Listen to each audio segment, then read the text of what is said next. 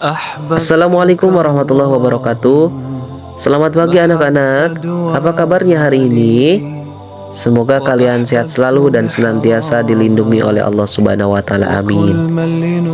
Pada kesempatan kali ini kita akan membahas materi tentang hakikat mencintai Allah Subhanahu wa taala, khauf, roja dan tawakal kepada Allah Subhanahu wa taala. Materi ini diajarkan di kelas 10 SMA atau SMK. Namun untuk memulai pembelajaran kali ini, kita ucapkan basmalah dan berdoa bersama-sama terlebih dahulu. Bismillahirrahmanirrahim. Raditu billahi rabba wa bil islami dina wa bi Muhammadin nabiyyan wa rasula. Rabbi zidni ilman nafi'an warzuqni fahman wa arinal haqqa haqqan warzuqna ittiba'ah wa arinal batila batilan warzuqna ijtinabah. Rabbi israh li sadri wa yassir li amri wahlul 'uqdatam min lisani yafqahu qawli ya fattahu ya alim. Walhamdulillahi rabbil alamin. Anak-anakku yang solih solihah, silakan kalian cermati kisah Uwais Al-Qarni, seorang pemuda yang terkenal di langit. Nanti dari kisah tersebut kalian bisa menemukan kisah-kisah yang sangat luar biasa dan tentunya banyak hikmah yang dapat diambil. Dan nanti silahkan temukan soal-soal yang ada di video tersebut sebagai tugas pada hari ini. Good luck.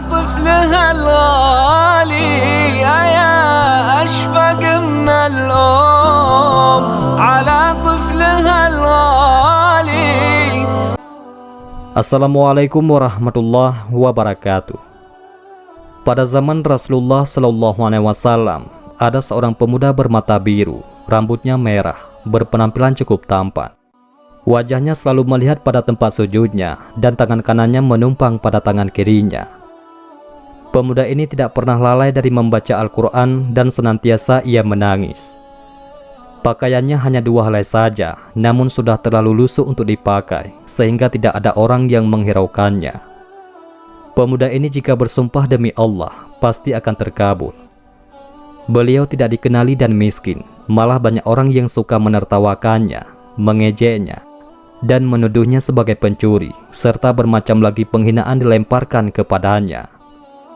Pemuda Yaman ini telah lama menjadi yatim, tidak mempunyai saudara kecuali hanya ibunya yang telah tua dan lumpuh.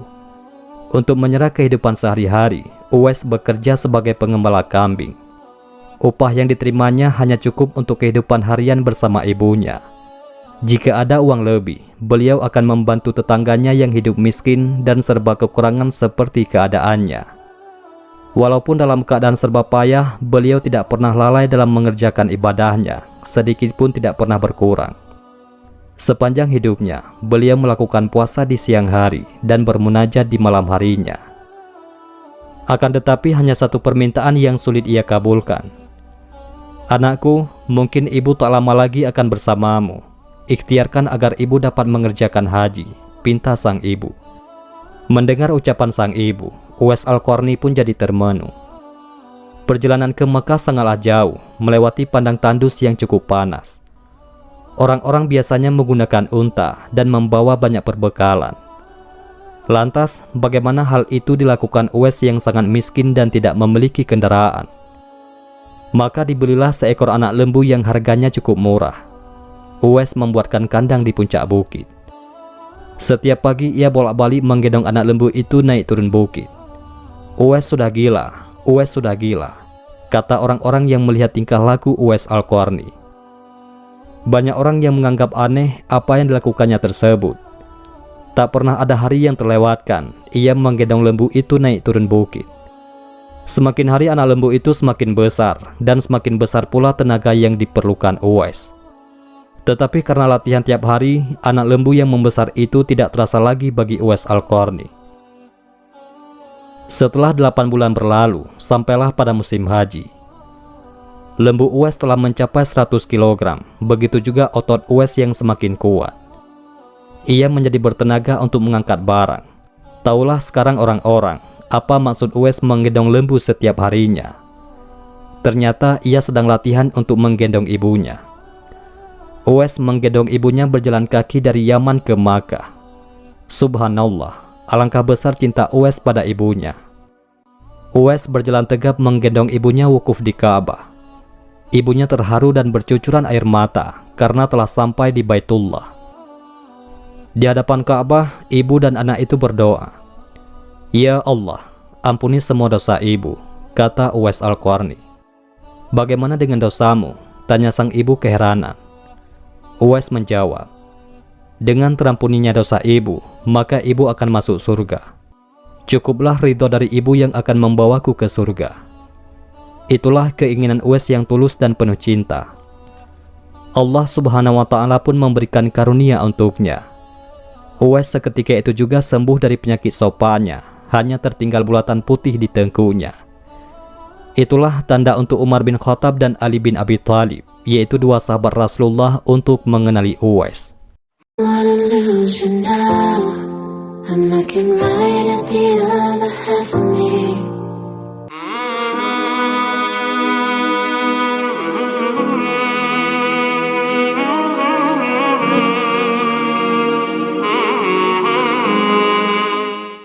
Uwais Al-Qarni telah memeluk Islam pada masa negeri Yaman mendengar seruan Nabi Muhammad SAW. Peraturan-peraturan yang terdapat di dalam agama Islam sangat menarik hati Uwais Al-Qarni. Banyak rekan-rekannya yang telah memeluk Islam pergi ke Madinah untuk mendengar secara langsung dakwah Nabi Muhammad SAW. Hati Uwais juga bersemangat untuk ke Madinah untuk bertemu kekasih Allah, penghulu para nabi. Tetapi beliau tidak mampu karena tidak mempunyai bekal yang cukup untuk sampai ke sana. Apalagi beliau perlu menjaga ibunya. Jika beliau pergi, siapa pula yang akan melihat ibunya? Dikisahkan ketika terjadi perang Uhud, Rasulullah SAW mengalami cedera dan giginya patah karena dilempari batu oleh musuh-musuhnya.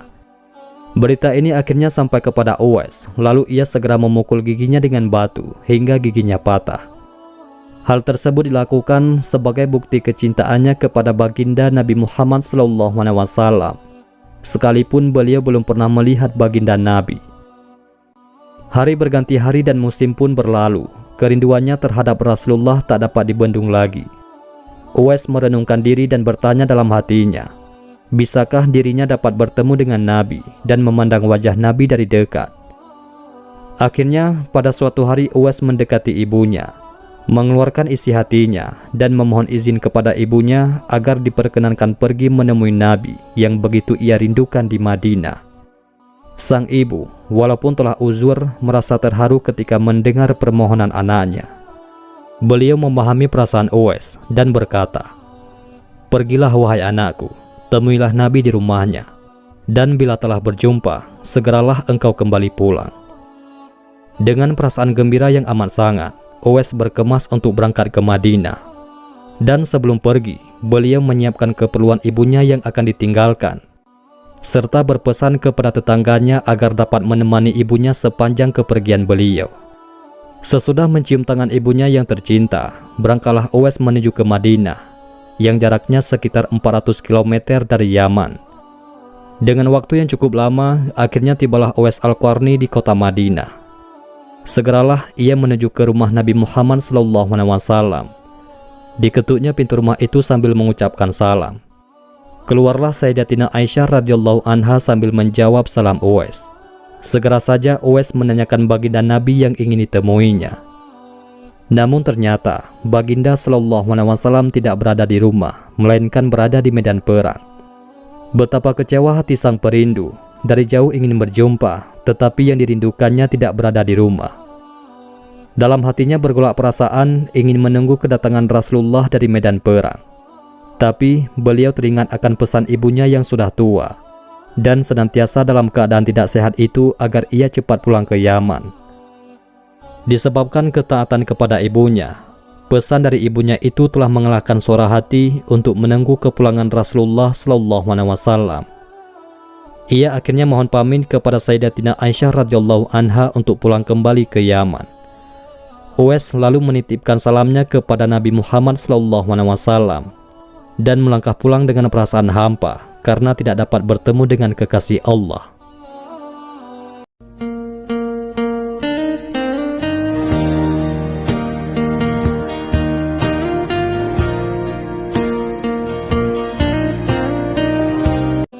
Sepulangnya dari perang, Rasulullah SAW langsung bertanya tentang kedatangan orang yang mencarinya. Nabi Muhammad SAW menjelaskan bahwa Uwais Al-Qarni adalah anak yang taat kepada ibunya. Beliau adalah penghuni langit. Mendengar perkataan Rasulullah SAW, Sayyidatina Aisyah radhiyallahu anha dan para sahabatnya tertegun seketika.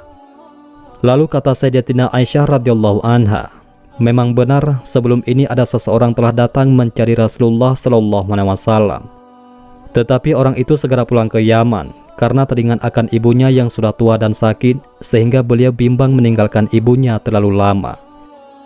Rasulullah SAW bersabda, kalau kalian ingin berjumpa dengan dia, yaitu Uwais Al-Qarni, perhatikanlah bahwa ia mempunyai tanda putih di tengah-tengah telapak tangannya. Sesudah itu Rasulullah SAW memandang kepada Sayyidina Ali dan Sayyidina Umar radhiyallahu anhum lalu bersabda, apabila kalian bertemu dengan dia, mintalah doa dan istighfarnya untuk kalian, karena dia adalah penghuni langit, bukan penghuni bumi. Tahun berganti tahun, dan Sayyidina Umar menjadi khalifah kedua menggantikan Abu Bakar As-Siddiq yang telah wafat. Suatu ketika, Khalifah Umar teringat akan sabda Nabi tentang Uwais Al-Qarni, sang penghuni langit. Beliau segera mengingatkan sahabatnya, yaitu Sayyidina Ali, untuk mencari Uwais bersama-sama. Sejak saat itu, setiap kali ada kafilah yang datang dari Yaman, mereka berdua akan bertanya tentang Uwais Al-Qarni, apakah ia turut bersama mereka. Di antara kafilah-kafilah itu ada yang merasa heran, apakah sebenarnya yang dicari oleh kedua sahabat besar itu. Adapun rombongan kafilah dari Yaman menuju ke Syam, silih berganti membawa barang dagangan mereka. Suatu ketika, Uwais Al-Qarni turut bersama rombongan kafilah menuju kota Madinah. Melihat ada rombongan kafilah yang datang dari Yaman, bersegeralah Khalifah Umar dan Sayyidina Ali mendatangi mereka dan menanyakan apakah Uwais turut bersama mereka. Rombongan itu mengatakan bahwa ia ada bersama mereka dan sedang menjaga unta-unta mereka di perbatasan kota. Mendengar jawaban itu, mereka berdua bergegas menemui Uwais Al-Qarni. Sesampainya di tempat Uwais, Khalifah Umar dan Sayyidina Ali memberi salam. Namun rupanya Uwais sedang melaksanakan sholat. Setelah mengakhiri sholatnya, Uwais menjawab salam kedua tamu agung tersebut sambil bersalaman. Sewaktu berjabatan, Khalifah Umar segera membalikkan tangan Uwais untuk membuktikan kebenaran tanda putih yang berada di telapak tangan Uwais, sebagaimana pernah disabdakan oleh baginda Rasulullah Muhammad SAW. Ditanyalah Uwais oleh kedua sahabat Nabi tersebut, siapakah nama saudara? Lalu Uwais menjawab, Abdullah.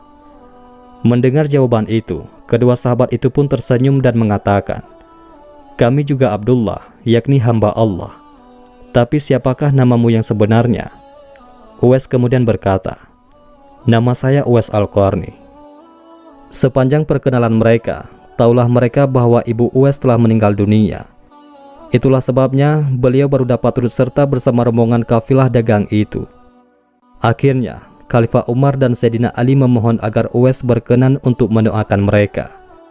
Uwais enggan dan dia berkata kepada Khalifah, sayalah yang harus meminta doa dari kalian. Mendengar perkataan Uwais, Khalifah berkata, kami datang ke sini untuk memohon doa dan istighfar dari Tuhan. Disebabkan didesak oleh dua sahabat besar ini, Uwais Al-Qarni akhirnya mengangkat kedua tangannya, lalu berdoa dan membacakan istighfar. Setelah itu Khalifah Umar radhiyallahu an berjanji untuk memberinya uang negara dari Baitul Mal kepada Uwais sebagai biaya hidupnya. Uwais Al-Qarni menolaknya dengan lembut dengan berkata, hamba mohon supaya hari ini saja hamba diketahui orang. Untuk hari-hari selanjutnya, biarlah hamba yang fakir ini tidak diketahui orang lagi. Setelah kejadian itu, nama Uwais kembali tenggelam dan tidak lagi terdengar beritanya.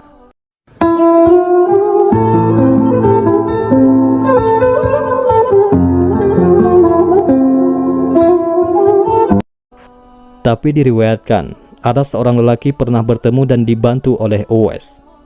Orang itu mengisahkan, waktu itu kami sedang berada di atas kapal menuju ke tanah Arab bersama para pedagang. Tanpa disangka-sangka, angin ribut bertiup dengan kencang. Akibatnya, hempasan ombak menghantam kapal kami, sehingga air laut masuk ke dalam kapal dan menyebabkan kapal semakin berat. Pada saat itu, kami melihat seorang lelaki mengenakan selimut berbulu, berada di satu sudut kapal, lalu kami memanggilnya. Lelaki itu bangun, lalu melakukan sholat di atas air.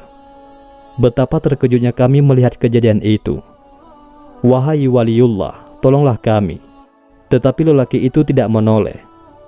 Lalu kami berseru lagi, demi zat yang telah memberimu kekuatan beribadah, tolonglah kami. Lelaki itu menoleh kepada kami dan berkata, apa yang terjadi? Tidakkah engkau melihat bahwa kapal berada di badai dan dihantam ombak? Tanya kami kepadanya. Dekatkanlah diri kalian kepada Allah. Keluarlah kalian dari kapal dengan membaca Bismillahirrahmanirrahim, kata orang itu. Kami pun keluar dari kapal satu persatu. Pada saat itu, jumlah kami 500 jiwa lebih. Sungguh ajaib, kami semua tidak tenggelam, sedangkan perahu kami yang lain tenggelam ke dasar laut bersama isinya. Lalu orang itu berkata kepada kami, tidaklah mengapa harta kalian menjadi korban, asalkan kalian semua selamat. Demi Allah, kami ingin tahu siapakah nama Tuan, tanya kami kepadanya. Uwais Al-Qarni, jawabnya dengan singkat. Kemudian kami berkata lagi kepadanya, sesungguhnya harta yang ada di kapal tersebut adalah milik orang-orang fakir di Madinah yang dikirim oleh orang Mesir. Jika Allah mengembalikan harta kalian, apakah kalian akan membagi-bagikannya kepada orang-orang fakir di Madinah? Tanya Uwais Al-Qarni. Ya, kami akan membagikannya, jawab kami. Orang itu pun melaksanakan sholat 2 rakaat di atas air, lalu berdoa.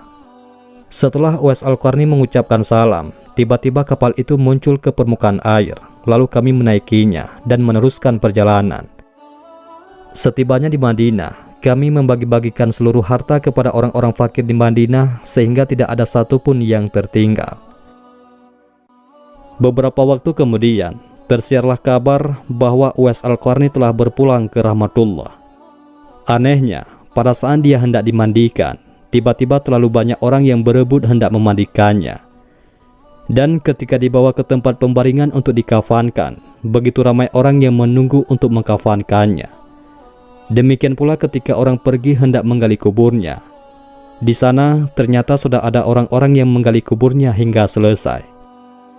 Ketika usungan dibawa menuju ke perkuburan, luar biasa banyaknya orang yang berebut hendak mengusungnya. Meninggalnya Uwais Al-Qarni telah menggemparkan masyarakat kota Yaman.